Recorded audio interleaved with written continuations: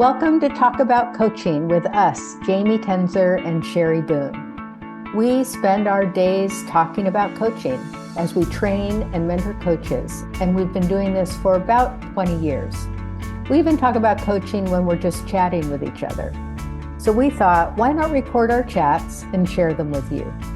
Our goal is to share our expertise to help you on your journey to become a better coach. And we'll share ideas that you can take and try on to see if they work for you. We hope you'll find value, and if there's a topic you'd like us to talk about, please let us know. We can be reached at coachcachet.com. That is COACHCHET.com. We hope you'll enjoy today's talk about coaching.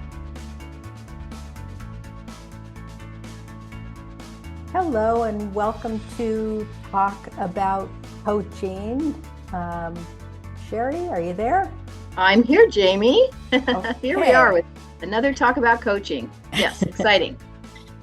So today I was thinking we could look at 6.4. 6, as you know, is listens actively. And 6.4 is notices, acknowledges, and explores the client's emotions, energy shifts, nonverbal cues, or other behaviors. So that's a lot. Their emotions, energy shifts, nonverbal cues, or other behaviors. Right. So what initially comes to mind for you about this? I guess what pops to mind in all of those is the noticing, noticing and acknowledging. So not letting those things go by unnoticed. So just to take one, for example, to notice some emotion, right? Mm-hmm. To be aware of emotion that's coming up for a client in a particular conversation. And what do you do with that? I mean, of course, it depends on the emotion and what's happening for the client, but to be able to be comfortable, I guess, reflecting that back and saying, I notice that there was some emotion that came up around that as you were speaking. What did you notice there, or what's happening for you right now? And being willing to, just to do that, to reflect that back and then to ask about it. So to me, that's the noticing and acknowledging. And again, speaking specifically about emotions, but there are other pieces to this competency also. Mm-hmm. What do you think, Jamie? Well, I agree, and I think that, and of course we can notice and acknowledge energy shifts and the nonverbal cues, and it seems to me as you were talking that it's really about how we notice it and what we say, so that we're not making an assumption or characterizing Right. what we're noticing, but just really putting up that mirror, as you said, and saying, I'm noticing this, and then turning it right back over to the client for them to decide whether they want to talk about it, number one, and also how they want to characterize it or address it. Mm-hmm. Yeah, and I think there's an element to how much trust has been created with the client. So that's something to be kind of aware of also. Maybe you do something a little differently if it's your first or second session with a client than you would do if you have, a number of sessions under your belt and there's a real foundation. Mm-hmm. What do you think about that? I think that's a really good point because as we get to know our clients better over time, we're going to be more comfortable, or we're going to also be able to pick up different things in a new way, in different ways, really. Mm-hmm. Things that they're expressing or emotions that might come up. We just know them better as the time goes on. So I think it absolutely, I think, it's good to maybe tread a little more carefully at the beginning. But something you said also, Jamie, was about, really how we characterize and that we don't. I think it's really important that we don't make our own judgment about what's going on for someone. Maybe some tears are coming up or that kind of emotion, so, we don't want ever as a coach to interpret that or to interpret it for the client. But to really, just again, notice, acknowledge, recognize it, mirror it back, and then see where the client wants to take it. But never make a judgment about it or characterize it in any way. So I think that's a really important point also. Yeah, so sometimes I think about it as it's hard to not jump to, boy, I hear some frustration in your voice or something, right?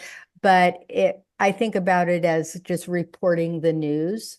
So like you just report exactly what you see. Like you said, oh, some tears or, an energy drop, which could mean anything, right? Could mean anything. Exactly. Yeah.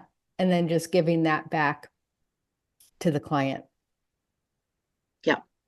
Yeah. I think that's a really important piece of this. Yeah. What about the nonverbal cues? Any thoughts around that?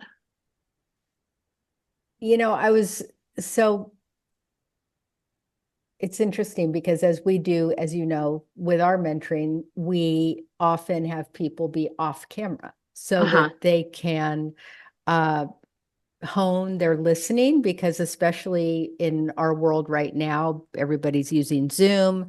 There's a lot of visual. And so when we are working with people and we can see them, and I want to put a plug in for going off camera so that you can strengthen those listening skills. But if you can see your client, there is a lot of information, shifting in the seat, shoulders relaxing, a different expression on the face, taking a deep breath or letting one go. I mean, there's a lot that you can there's a lot of information there. And I think there are pros and cons to that. The pros are, of course, you can notice things and feed them back to your client. The con is it can be very distracting, I think, at times to be viewing another person. Sometimes I find that maybe I don't listen quite as well when I'm watching my client. What do you think? Yeah, I think so too.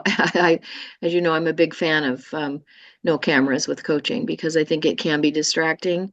And I know that I listen better and I'm a better coach when I'm not distracted by the visual.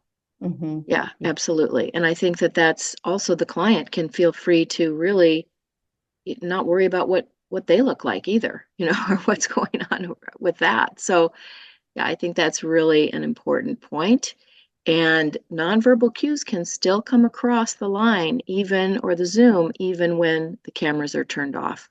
You might hear a sigh, right? We might say that's verbal, I guess, or you feel that energy shift. We learn as we're not using the visual, we learn to pick up we sense something from the client, some hesitation, some whatever's going on, and being really alert to that is important. Yeah. Yeah. It also, just on a practical level, if one is a coach who likes to take some notes, it's a lot easier to do that if you're not on camera, because it's not great to be looking down at your notes when you're having a conversation. So just one more aspect. Yeah, exactly. Good. Yeah, good. I think Fantastic. we did it. I think we did it. All right. Thank you. See you next time. Thank you. Hear you next time. Okay. All right. Thanks, Jamie. Bye. Bye. We hope you're walking away with something of value. As always, we invite your comments at coachcachet.com. That's COACHCACHET.com.